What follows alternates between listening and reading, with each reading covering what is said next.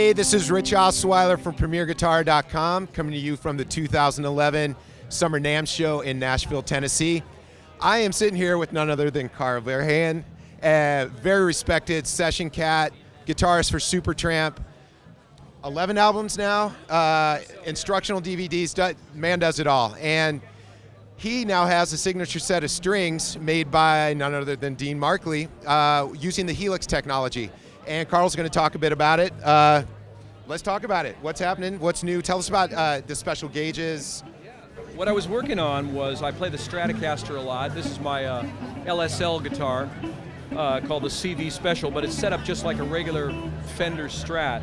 And what I've always done is I've always made my G string pull up to a B flat.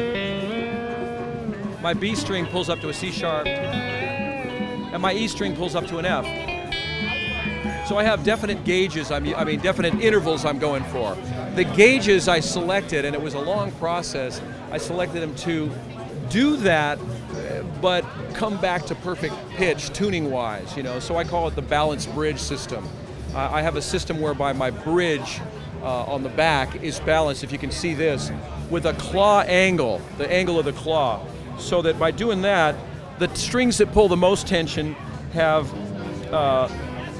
the, let me see, gotta remember it. The strings that pull the most tension have the most tension on the springs.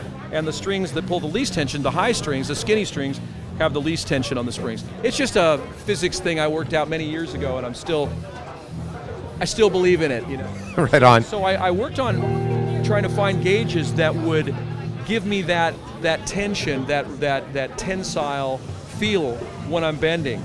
You know, bending for me, I can bend up to a C. This is a B flat to a C with my second finger, with no vibrato, just right to pitch. And then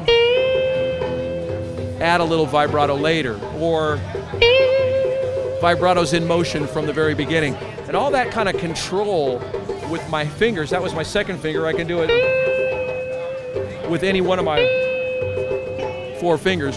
That control over the bending is only possible when the string gauges are just right.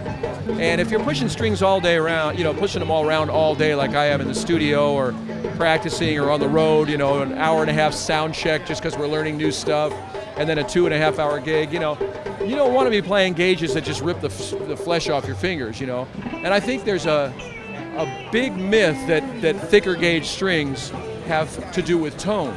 You know, like putting 11s or 12s on your guitar has some effect on the tone. It does, but I think much more important is action height.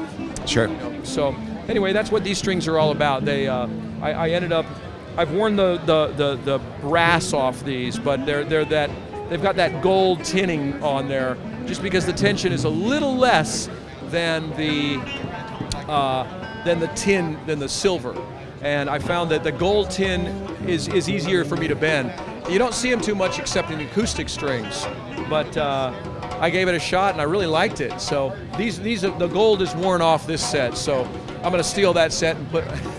Right on. Well, Carl, thanks so much for your time telling us and everybody out there about your new signature series strings from Dean Markley. I'll hold that up for you. So, Carl, where can folks find out more about you, about these strings? Find out more about everything. Okay, you can go to deanmarkley.com, and they've got a whole page on it, or you can go to carlverheyen.com. Now, you need to know how to spell Verheyen. V-E-R-H-E-Y-E-N.